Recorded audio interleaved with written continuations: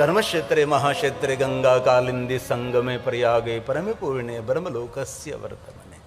બ્રહ્મલોકના માર્ગ સ્વરૂપ પ્રયાગ તીર્થમાં સૂત પુરાણજી ભગવાન મહાદેવની કથા કહે છે.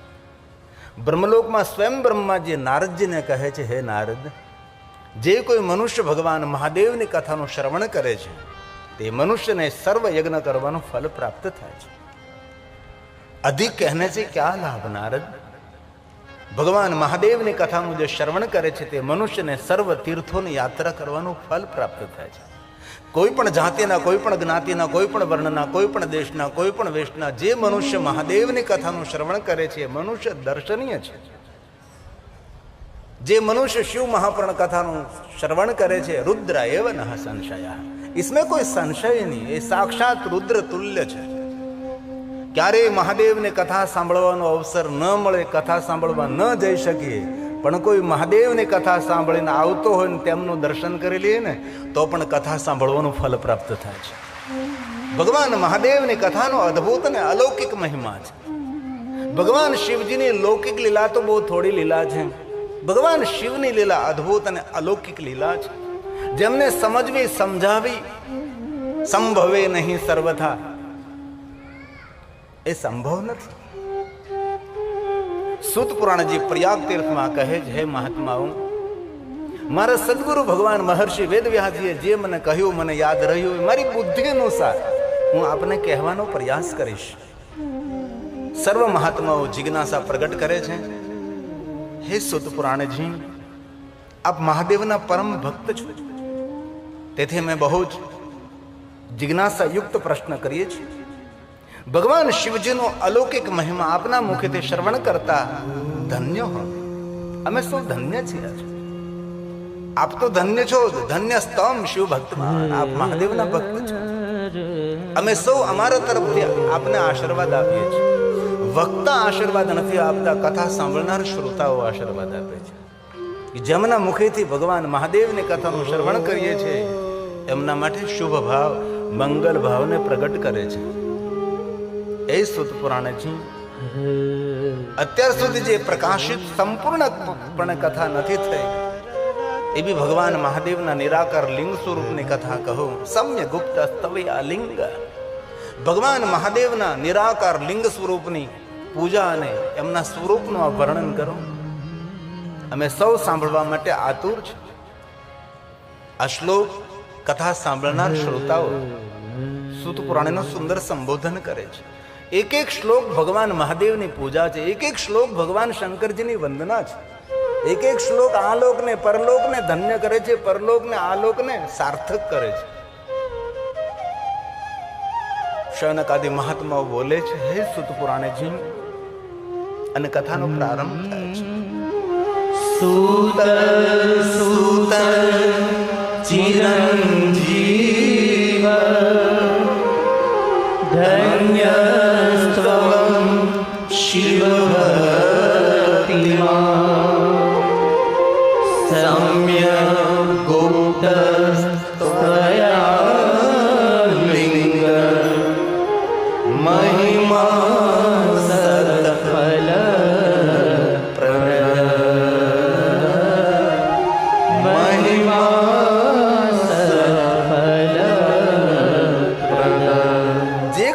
શ્રવણ કરવા માત્રથી ફલની પ્રાપ્તિ થાય છે. કથા સાંભળવાથી ફલ મળે કે ન મળે એ વાતને આપણે છોડીએ, જરૂર ફલશ્રુતિ કહી છે. આપણી પરંપરા છે, કોઈ પણ પૂજા કરીએ, અર્ચન કરીએ, દાન કરીએ તેનું કોઈ ફલ હોય છે. પણ કથાનું શ્રવણ કર્યા પછી ફલ મળે ન મળે તેમાં આપણે પડવાની જરૂર નથી. પણ હૃદયથી જે કથા સાંભળે છે તેને કથા સાંભળવાનું ફલ મળે કે ન મળે પણ તેનું જીવન નિષ્ફળ ન જાય, એ સત્યમ સત્યમ ન સંશય, તેનું જીવન સાર્થક થાય છે. એટલે આપ સૌ આદરથી, ભાવથી, ભક્તિથી, એકાગ્ર ચિત્તથી ભગવાન મહાદેવની કથાનું શ્રવણ કરી રહ્યા છો. તેથી કથામાં ઉપસ્થિત ભાઈઓ, બહેનો, વડીલો, સજ્જનો, મહેમાનો, સાધુ પુરુષો, વિદ્વાનો સૌને હું ગિરિબાપુ હૃદયથી પ્રણામ કરું છું. મહાત્માઓ સુંદર જિજ્ઞાસા યુક્ત પ્રશ્ન કરે છે, હે સૂત પુરાણજી, આ વિશ્વની અંદર દરેક દેવતાઓની મૂર્તિમાં પૂજા થાય છે, દેવીઓની પણ મૂર્તિમાં પૂજા થાય છે, દેવગણોની મૂર્તિઓમાં પૂજા થાય, પરંતુ ભગવાન શિવની પૂજા લિંગે વહેરે છે સર્વત્ર. ભગવાન શિવજીની પૂજા મૂર્તિ સ્વરૂપમાં પણ કરવામાં આવે છે અને ભગવાન શિવની પૂજા લિંગ સ્વરૂપમાં પણ કરવામાં આવે છે. આપ જરા અમને સમજાવવાની કોશિશ કરો. કથમ સંપૂજ્યતે શિવ, શા માટે, ક્યાં કારણથી? એ સુદ પુરાણજી અમારી એક હૃદયની વિનંતી છે. વેર માત્રે તું સર્વત્ર, વેર માત્રે તું સર્વત્ર. આપણે સૌ જાણીએ છીએ વિશ્વના દરેક દેવી દેવતાઓની પૂજા આપણે મૂર્તિમાં કરીએ છીએ. દરેક દેવીઓની પૂજા પણ મૂર્તિમાં કરીએ છીએ. દરેક દેવગણોની પૂજા, સૌની પૂજા મૂર્તિ સ્વરૂપે થાય છે. પરંતુ ભગવાન શિવજીની પૂજા મૂર્તિ સ્વરૂપે પણ થાય છે અને લિંગ સ્વરૂપે પણ થાય છે. આનું કારણ કયું? આ મહાત્માઓ સૂત પુરાણને કહે છે, હે સૂતજી, વેર માત્રે તું, વેર માત્રે તું સર્વત્ર. વેરનો અર્થ થાય મૂર્તિ, પ્રતિમા. પૂજ્યન્તે દેવતાગણાઃ લિંગે સર્વત્ર. કથમ સંપૂજ્યતે શિવઃ, કથમ સંપૂજ્યતે શિવઃ. શા માટે, ક્યાં કારણથી, ક્યાં હેતુથી? ભગવાન મહાદેવની પૂજા લિંગ સ્વરૂપમાં અને ભગવાન શિવની મૂર્તિ સ્વરૂપમાં પૂજા થાય છે. હવે સુદ પુરાણે કહે છે, હે મહાત્માઓ, આપે જે મને પ્રશ્ન કર્યો છે એનો પ્રત્યુત્તર હું તો ન આપી શકું. અત્ર વક્તા મહાદેવ, સ્વયં ભગવાન શિવજી તેનું વર્ણન કરે છે. હું કઈ રીતે કહી શકું? કોઈ મહાપુરુષ પણ આપના પ્રશ્નનો પૂર્ણ ઉત્તર ના આપી શકે, જવાબ ના આપી શકે. આપે જે મને પ્રશ્ન કર્યો છે, મહા અદ્ભુત પ્રશ્ન છે. એ પુણ્ય આપનારો પ્રશ્ન છે, અહોભાવને પ્રગટ કરનારો પણ પ્રશ્ન છે. સુદ પુરાણે બોલે છે, હે મહાત્માઓ, આપે મને જે પૂછ્યું અહોભાવને પ્રગટ કરનારો છે, પુણ્ય આપનાર છે, મહા અદ્ભુત પ્રશ્ન છે. એ શિવજી સમજાવી શકે, હું ન સમજાવી શકું, કોઈ મહાપુરુષ પણ ન સમજાવી શકે. આવું સુદ પુરાણજી પ્રયાગ તીર્થમાં કહે છે. અહો અહો મુનીશ્વર પૂર્ણ્યમ. હે મુનીશ્વરો, મુનિઓમાં શ્રેષ્ઠ. કથા સાંભળનાર કોઈ સામાન્ય મહાત્માઓ થોડા છે, મુનિઓમાં શ્રેષ્ઠ છે. અને દરેક મહાદેવના પરમ ભક્ત છે. ભાલમાં ભસ્મનું ત્રિપુંડ છે, અંગ પર રુદ્રાક્ષ શોભે છે, મુખમાં નિરંતર ભગવાન મહાદેવનું નામ જપે છે. આવા ભગવાન મહાદેવના પરમ ભક્ત મહાત્માઓ, ઋષિ મુનિઓ ભગવાન મહાદેવની કથાનું શ્રવણ કરે છે. જ્યાં ગંગા, યમુના, માતા સરસ્વતીનું સુંદર સંગમ સ્થાન છે. સર્વ તીર્થોનો જે રાજા છે એ પ્રયાગ તીર્થ છે. એ મહાત્માઓ, આદરથી સાંભળો. અહો અહો મુનીશ્વર પૂર્ણ્યમ પ્રશ્ન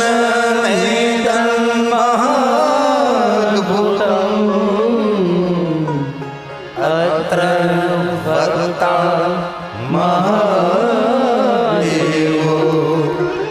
નાન્યોસ્તિ પુરુષઃ નાન્યોસ્તિ પુરુષઃ. આપે મને પ્રશ્ન કર્યો કે દેવતાઓની પૂજા મૂર્તિ સ્વરૂપમાં થાય, દેવીઓની પૂજા મૂર્તિ સ્વરૂપમાં થાય, દેવગણોની પૂજા મૂર્તિ સ્વરૂપમાં થાય છે. ભગવાન શિવની પૂજા આપણે સૌ મૂર્તિ સ્વરૂપે પણ કરીએ છીએ અને લિંગ સ્વરૂપે પણ કરીએ છીએ. ત્યારે સુદ પુરાણે કહે છે, મહાત્માઓ, ભગવાન શિવજીની ત્રણ રીતે ભગવાન મહાદેવની ઉપાસના થઈ શકે છે. અવતાર સ્વરૂપે ભગવાન શિવની પૂજા મૂર્તિ સ્વરૂપે આપણે કરીએ છીએ. ઘણા લોકો કહે કે શંકર ભગવાનનો કોઈ અવતાર થયો જ નથી. શિવ મહાપુરાણ અંતર્ગત શતરુદ્ર સંહિતા ભગવાનના અવતારોની કથા છે. વરસાદની જેટલી ધારાઓ છે એટલા ભગવાન મહાદેવના અવતારો થયા છે. અવતાર સ્વરૂપે ભગવાન શિવની પૂજા મૂર્તિ સ્વરૂપે કરીએ છીએ. નિરાકાર પ્રતીકે આપણે ભગવાન મહાદેવના લિંગ સ્વરૂપની પૂજા કરીએ છીએ. અને નાદ સ્વરૂપે ભગવાન મહાદેવના ઓમકારનું ઉચ્ચારણ કરીએ છીએ આપણે. નાદ લિંગાય નમઃ, આકાર લિંગાય, ઉકાર લિંગાય, મકાર લિંગાય, સૂક્ષ્મ પ્રણવ લિંગાય નમઃ. ભગવાન શિવજી આકાર પણ છે, ભગવાન શિવજી નિરાકાર પણ છે, ઓમકાર પણ છે, નિર્વિકાર છે, સકલ છે, નિષ્કલ છે, સગુણ છે, નિર્ગુણ છે ભગવાન શિવ. મહાત્માઓ, ભગવાન મહાદેવની પૂજા નિરાકાર પ્રતીકે આપણે ભગવાન મહાદેવના નિરાકાર લિંગ સ્વરૂપની પૂજા કરીએ છીએ. ભગવાન શિવજીના અવતાર પ્રતીક સ્વરૂપે ભગવાન મહાદેવની મૂર્તિ સ્વરૂપે આપણે પૂજા કરીએ છીએ. યોગી મહાપુરુષો નથી કોઈ ભગવાન મહાદેવના નિરાકાર પ્રતીક લિંગ સ્વરૂપની પૂજા કરતા, નથી કોઈ ભગવાન મહાદેવના મૂર્તિ સ્વરૂપનું પૂજન કરતા. ઓમકારનો નાદ કરી અને ઓમકાર દ્વારા પરમપિતા પરમાત્માને પામી શકે છે અને પોતાની કામના મનોકામના પૂર્ણ કરી શકે છે. ઓમકારનો નાદ કરે, ઓમકાર બિંદુ સંયુક્તમ, એ મૂળ પરંપરા છે. યોગી મહાપુરુષોની પરંપરા છે. કામદમ મોક્ષદમ, જીવનની કામનાઓની પૂર્તિ કરનારી, મોક્ષ આપનારી, ગતિને પરમ ગતિ આપનારી એ પરંપરા ઓમકારના નાદની પરંપરા છે, જે યોગી મહાપુરુષોની પરંપરા છે. એ લોકો કોઈ જગ્યાથી પુષ્પો લાવે, બિલોપત્ર લાવે, પૂજાની સામગ્રી લાવે નહીં. એકાંતમાં બેસી ઓમકારનો નાદ કરીને સ્વર કરતા કરતા ઈશ્વરને પામી જાય છે. એ મૂળ પરંપરા છે. આપણો ષડક્ષર સ્તોત્ર છે, એની પહેલી પંક્તિ ઓમકાર. એ મહાત્માઓ, આદિ પૂજા, મૂળ પૂજા, પહેલી પૂજા, પ્રધાન પૂજા, લિંગ પ્રધાન્ય, લિંગીય પ્રધાન પૂજા છે. તેથી ભારત દેશની અંદર કોઈ પણ નગર, કોઈ પણ ગામ, કોઈ પણ શહેર, કોઈ પણ મહાનગર, કોઈ પણ નદીનો કિનારો, કોઈ પણ સરોવરનો તટ, સાગર તટ ભગવાન મહાદેવના અગણિત લિંગ સ્વરૂપો છે. લિંગા ભાવેન ક્ષેત્ર, જ્યાં ભગવાન મહાદેવનો શિવલિંગ બિરાજે છે એ તીર્થ છે. મૂર્તિ પૂજા ગૌણ કહે છે. કોઈ પણ દેવી દેવતાઓ આપણે મૂર્તિની પૂજા કરી, એકની પૂજા છે. કોઈ પણ દેવી દેવતાઓની મૂર્તિ જ્યારે આપણે નિર્માણ કરીને તેમનું પૂજન કરીએ એ એકની પૂજા છે. શિવલિંગી અનેકની પૂજા છે. તેથી મૂળ પૂજા, પ્રધાન પૂજા ભગવાન મહાદેવના નિરાકાર લિંગ સ્વરૂપની પૂજા છે. આ જે કાંઈ હું કહું છું શિવ મહાપડ ગ્રંથ અંતર્ગત કહું છું. આદરથી સાંભળો, ભક્તિથી સાંભળો. સુત પુરાણી બોલે છે, હે મહાત્માઓ, લિંગ પ્રધાન્યત સ્થાપ્યં, જ્યાં ભગવાન મહાદેવનું શિવલિંગ સ્થાપિત છે તથા બેદં તુ ગૌણકં, મૂર્તિ એ ગૌણ છે, લિંગ એ પ્રધાન છે. લિંગાભાવેન તત ક્ષેત્રં સર્વૈર્મપી સર્વતઃ, સર્વૈર્મપી સર્વતઃ. ભગવાન મહાદેવના નિરાકાર લિંગ સ્વરૂપની પૂજા એ પ્રધાન છે. તેથી આપણા શહેરમાં, આપણા ગામની અંદર દરેક સ્થાને ભગવાન મહાદેવના લિંગ સ્વરૂપો બિરાજે છે. ગામડે ગામડે શિવાલય છે. જ્યોતિર્લિંગ 12 નહીં, કરોડો જ્યોતિર્લિંગોનો મહિમા. શિવ મહાપડ અંતર્ગત એક સંહિતા છે, કોટી રુદ્ર સંહિતા, જેને લિંગાવલી પણ કહેવાય છે. અગણિત ભગવાન મહાદેવના લિંગ સ્વરૂપોની જેની અંદર કથા છે.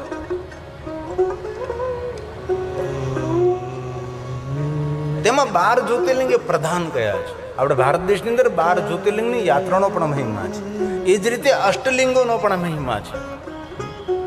ભલે આપણને બીજું કાંઈ ના આવડે, પણ કમસે કમ 12 જ્યોતિર્લિંગના નામ તો કંઠસ્થ હોવા જોઈએ.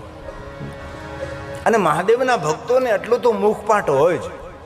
ભલે આપણે કોઈ પાઠશાળામાં ભણવા ન ગયા હોય, આપણને એટલું બધું શીખવા અવસર ન પ્રાપ્ત થયો હોય, પણ 12 જ્યોતિર્લિંગના નામ તો એટલા સરળ છે, કોઈ પણ માણસ કંઠસ્થ કરી શકે છે, મુખપાઠ કરી શકે છે. અને સાંભળ્યા કરો તો પણ કંઠસ્થ થઈ જાય છે.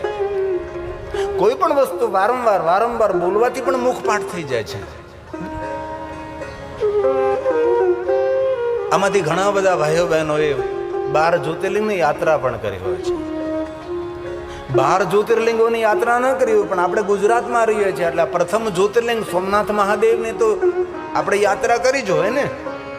જે પ્રથમ જ્યોતિર્લિંગ છે આપણે કેટલા ભાગ્યવાન છે કે પ્રથમ જ્યોતિ ભગવાન મહાદેવ આપણા ગુજરાતને સ્વરાષ્ટ્રની ભૂમિમાં પ્રગટ થયા. અને આપણે ગુજરાતના છીએ, જન્મથી ગુજરાતી, આપણી ભાષા પણ ગુજરાતી, આપણી માતૃભાષા ગુજરાતી છે. કેટલું આપણા માટે ગૌરવ છે. ભગવાન દ્વારકાધીશ પણ યહાં જ બિરાજે છે. આજે મારે ભાર્ગવભાઈ દ્વારકાથી પણ આવ્યા છે, બેટ દ્વારકા છે, અને સુંદર દ્વારકાજીનું સુંદર દર્શનીય ચિત્ર લાવ્યા છે, તેની છબી લાવ્યા છે દ્વારકાધીશજીની, સુંદર પ્રસાદ લાવ્યા છે. તીર્થોનો અદ્ભુત અને અલૌકિક મહિમા છે. આમાંથી ઘણા ભાગ્યશાળી હશે જે સોમનાથે નહીં ગયા હોય. અરે એટલું તો કરીએ, સોમનાથ તો પહોંચી જઈએ. હમણાં કથા છે સોમનાથ મહાદેવના સાનિધ્યમાં 10 ફેબ્રુઆરી શરૂ થાય છે. અમારે ઉમેશ નંદા જામનગરના છે, જેને ભીમાશંકર મહાદેવ જ્યોતિર્લિંગ અંદર ગયા વર્ષે કથાનો સુંદર સંકલ્પ કરીને ત્યાં ભવ્ય કથાનું આયોજન કર્યું હતું. કારણ કે ત્યાં પરમિશન મળવી મુશ્કેલ હતી ભીમાશંકરમાં. કારણ કે અહીંયા ફોરેસ્ટ ખાતું છે, ડાકીની વન છે, વન સુરક્ષિત છે, ભીમા નદી છે, ભીમા તટે ભગવાન મહાદેવ ભીમશંકર મહાદેવ બિરાજે છે. અને ઘણા પ્રયાસો કર્યા. દૂર તો સ્થાન અમને મળતું હતું કે ભાઈ, મેં કીધું નહીં, મને કથા કરવી તો મંદિરની બાજુમાં જ કથા કરવી છે. ઘણા બધા પ્રયાસો આ માણસે કર્યા અને અંતે પરમિશન મળી અને એકદમ મંદિરની બાજુમાં ભીમાશંકર મહાદેવ જ્યોતિર્લિંગના સાનિધ્યમાં કથા કરવાનો અવસર પ્રાપ્ત થયો. ડાકીની જેની ઉપાસક છે, અત્યારે જે ટેલિવિઝનમાં જોવો એ ઉમેશ નંદા છે. અને એ 9 દિવસની કથા જે ભીમાશંકરની પૂર્ણ નહીં થઈ હતી એ સમયમાં તેને સંકલ્પ કર્યો કે આવતા વર્ષે ફેબ્રુઆરીમાં ફરી પાછા આપણા પ્રથમ જ્યોતિર્લિંગ સોમનાથ મહાદેવના સાનિધ્યમાં ભવ્ય શિવ કથાનું આયોજન કરવું. અને જ્યોતિર્લિંગોમાં ક્યારેય રહેવાનો અવસર મળે તો ભૂલવું નહીં. આમ તો શિવ મહાપડ ગ્રંથમાં કહ્યું કે બાકી રહેલું જે નિવૃત્તિનું જીવન છે એ જ્યોતિર્લિંગોમાં વિતાવવું જોઈએ, પણ આપણે તો નિવૃત્ત થતા જ નથી. બોલો, કરવું હું? છેલ્લે સુધી નિવૃત્ત નથી થતો. ગંગાજળનું પાણી પીતા પીતા નિવૃત્ત નથી થતા. શિવ મહાપડ ગ્રંથનો સુંદર મજાનો આદેશ છે કે ભાઈ બાકીનું જીવન જ્યોતિર્લિંગોમાં વ્યતીત કરવું. પણ એ ન થઈ શકે તો રુદ્ર રાત્રે 11 રાત્રિ જ્યોતિર્લિંગોમાં રહેવું જોઈએ. એ પણ ન થઈ શકે તો નવરાત્રિ જ્યોતિર્લિંગોમાં રહો. સપ્તરાત્રમ પંચરાત્રમ ત્રિરાત્રમ. અરે જ્યોતિર્લિંગોમાં કોઈ એક રાત્રિ નિવાસ કરે ને તો પણ તેની અંતિમ રાત્રિ મંગલમય બની જાય છે. એ આપણા જ્યોતિર્લિંગોનો મહિમા છે. હવે તો વર્ષોથી સોમનાથ મહાદેવના સાનિધ્યમાં શિવ મહાપણ કથાનું ગાયન કરીએ છીએ. અને સોમનાથની ભવ્યતા, સોમનાથની દિવ્યતા અલૌકિક છે. અમે દરેક જ્યોતિર્લિંગોમાં કથા કરવા જઈએ ત્યારે તેના ટ્રસ્ટી મંડળોને, તેના સંચાલકોને, તેના પૂજારી મંડળને, તેના પુરોહિત મંડળને સૌને મળીને કહું કે તમે સોમનાથ આવો ને સોમનાથથી કંઈક શીખો. તમે કે શિવાલીની વ્યવસ્થા કોને કહેવાય, ટેમ્પલ મેનેજમેન્ટ કોને કહેવાય, એ સોમનાથથી શીખવા જેવું છે. એ સુરક્ષા, દર્શનાર્થીઓની વ્યવસ્થા, પ્રસાદનું વિતરણ અને દરેક દર્શનાર્થીઓનું સન્માન એ સોમનાથમાં છે. આપણી પાસે જે એ જોલી આવી રહી છે એ અમરધામ આશ્રમની અંદર આપણી સુંદર અહીં ગૌશાળા ચાલે છે એના માટે છે. આજે મને જે લઈ જાય લાવે બોટાદનો અમારો ભાઈ છે, જે અમારો સારથીની સેવા કરે છે, નામ તો મને યાદ નહીં રહ્યું. એમને પણ આજે મને કહ્યું કે મારે ગૌશાળામાં આજે 25,000 રૂપિયા આપવા છે. ખૂબ ખૂબ ધન્યવાદ, આદર. કારણ કે આપણે આવ્યા છીએ આ 9 દિવસ માટે મહાદેવના ગુણગાન ગાઈએ છીએ તો કાંઈક તો આપણે કરતા જઈએ ભાઈ. ફૂલ તો ન આપી શકે તો કોઈ વાંધો નહીં, પણ ફૂલની પાંખડી અને આપે છે સારા માણસો, દાતાશ્રીઓ. કારણ કે આખે ખર્ચ નાનો તો નથી જ તે. ભલે જજમાનશ્રીઓ હશે, ગત ગંગા હશે, પણ એટલું મોટું. કાલે સાંજે હું ગયો હતો ભોજન પ્રસાદ અન્નપૂર્ણા ભવનની અંદર. આપણે તો જોતા રહી જઈએ મારા ભાઈ. ગાંઠિયાનો કવડો મોટલો ઢગલો, ટ્રેક્ટર ભર્યું ગાંઠિયાનું. કેટલી મોટી વ્યવસ્થા તમે જો તો ખરા. કેટલા ભાઈઓ બહેનો સેવા કરે, કેટલા ભાઈઓ બહેનો કામ કરે, કેટલા માણસો ભોજન કરે, કેટલી સુંદર વ્યવસ્થા છે. અને જેને જેને આ કથાયોજનમાં સાથ અને સહયોગને યોગદાન દાન કર્યું છે તેવા દરેક સજ્જનો, દરેક દાનવીરોને, સેવાભાવીઓને બહુ હૃદયથી આપણે પ્રણામ કરીએ અને તાલીઓ દ્વારા સૌને આશીર્વાદ પ્રદાન કરીએ છીએ. કારણ કે એકલ દોકલ વ્યક્તિથી આ બધું ન થઈ શકે. સમૂહ જોઈએ, સૌનો સહકાર જોઈએ, જોઈનો સાથ જોઈએ, ત્યારે આ બધું થઈ શકતું હોય છે. અમે જ્યારે ભીમાશંકર ગયા હતા ત્યારે ભીમાશંકરના સાનિધ્યમાં એક સુંદર અમે ભીમાશંકર જ્યોતિર્લિંગના ધ્યાનમાં રાખીને સુંદર 2 પંક્તિનું ગાયન કર્યું હતું. ડાકીની ભીમાશંકર, ડાકીની શાકીની ભૂતોની દેવી છે, જે ભીમાશંકર મહાદેવની પૂજા કરે છે, એમનું આરાધન કરે છે. અને ભીમાશંકર મહાદેવનું બીજું નામ છે મોટનાથ મહાદેવ. મોટનાથ મહાદેવ આમ તો મારે પૂછાય નહીં, દરબાર ડાયરો છે એટલે. પણ કેટલા જણા ભીમાશંકર ગયા છે ઊંચે આંગળે કરે? સહાદ્રી પર્વત પર 5% ભાઈઓ બહેનો ગયા છે. તો આપણે બધે હું આઈને પૂરું કરવું છે? આપણે હું છલાળામાંથી બહાર ન જ નીકળવાનું. તીર્થની ઉર્જા હોય છે, તીર્થમાં કોઈ અલૌકિક શક્તિ હોય છે, જીવન જીવવાની શક્તિઓ પૂર્ણ પાડે, જ્યોતિ છે, પ્રકાશ છે. અમારા સૌની સુંદર રચના છે.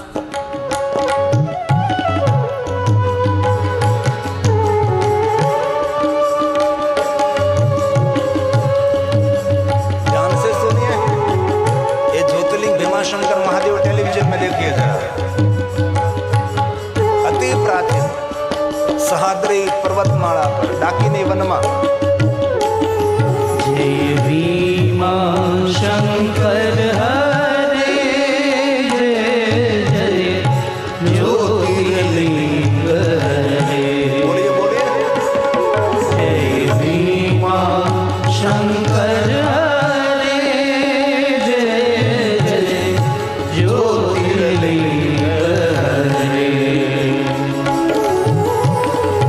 हे मोटेश्वर, हे भीमेश्वर, हे मोटेश्वर, हे भीमेश्वर, दर्शन दे दो हमें, दर्शन दे दो हमें. जय भीमाशंकर हरे, जय ज्योतिर्लिंग हरे. जय भीमाशंकर हरे, जय ज्योतिर्लिंग हरे. हे महादेव.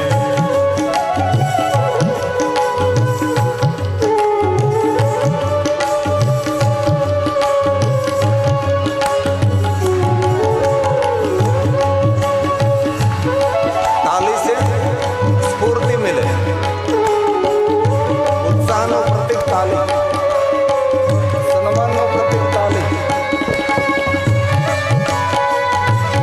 તાલી પડવાથી માણસ સકારાત્મક બને. કીર્તનનો એક અંગ છે તાલી. डाकिनी शाकिनी करे आराधन, डाकिनी शाकिनी करे आराधन. महादेव रे, महादेव रे. डाकिनी शाकिनी करे आराधन, डाकिनी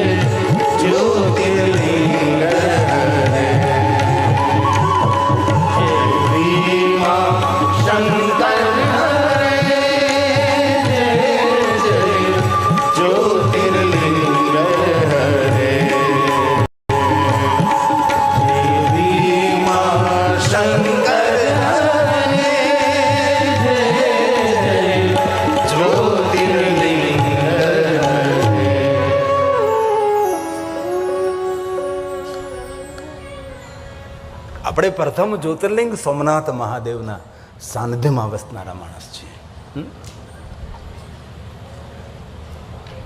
આમ તો વર્ષે એકવાર સોમનાથ મહાદેવમાં હાજરી લગાવવી જોઈએ ને. આમાં ઘણા મહાદેવના ભક્તો દર વર્ષે સોમનાથ મહાદેવના સાનિધ્યમાં મહાદેવનું દર્શન કરતા હોય છે. પણ દર વર્ષે તો નહીં, પણ જિંદગીમાં એકવાર તો સોમનાથ મહાદેવનું દર્શન કરીએ, જેથી કરીને આપણો જન્મ સફળ થઈ જાય. સફલમ જીવિતમ.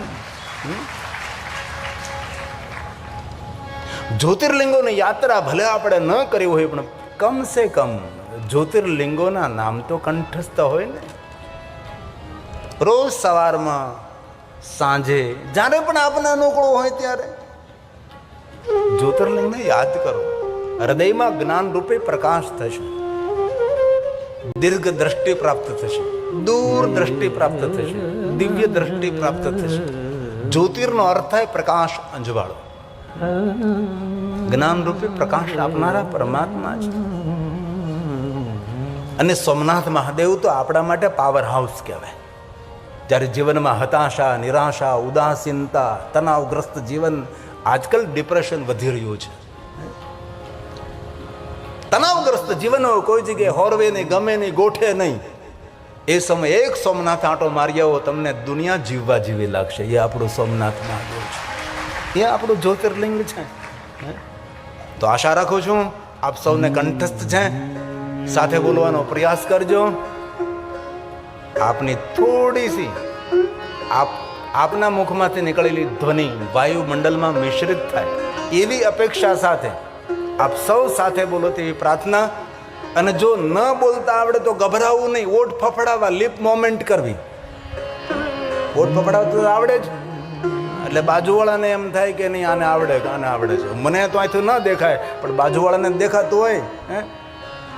ઘણા લોકો કથામાં કેવા શ્રોતા એ ખબર, આમ કથા સાંભળતો હોય ને તો આંખો ખુલ્લી હોય, પણ જ્યારે દાનની ઝોલી આવે ને ત્યારે આંખ બંધ કરી દે. બોલો, ધ્યાનસ્થ થઈ જાય શ્રોતા.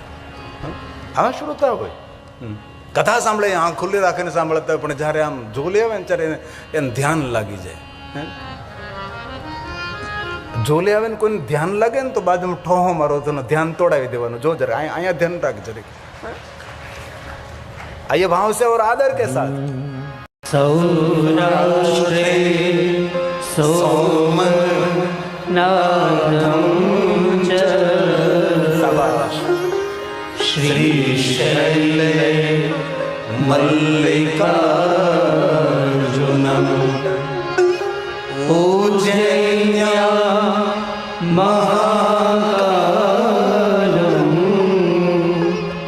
ઓંકારમ મમલેશ્વરમ પરલ્યામ વૈદ્યનાથમ ચ ડાકિન્યામ ભીમશંકરમ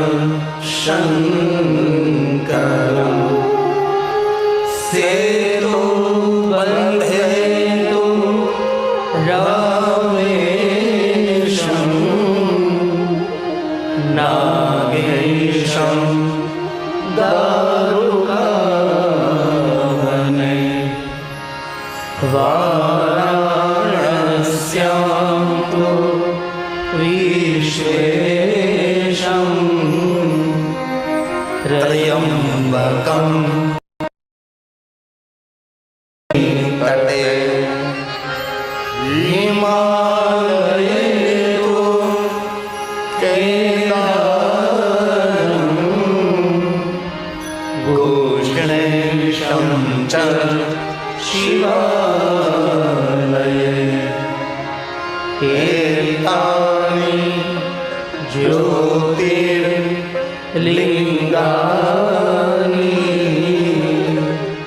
સાયં પ્રાતઃ પઠે નર સપ્ત જન્મ કૃતં પાપં સ્મરેણ વિનશ્યતિ સ્મરેણ વિનશ્યતિ. નશ્યતિ જે કોઈ મનુષ્ય 12 જ્યોતિર્લિંગોને યાદ કરે છે તે મનુષ્ય 7 જન્મોના પાપમાંથી મુક્ત બને છે. કેટલી સરળ વાત છે, જો તો ખરા. એટલું તો કરી શકીએ ને આપણે. ભલે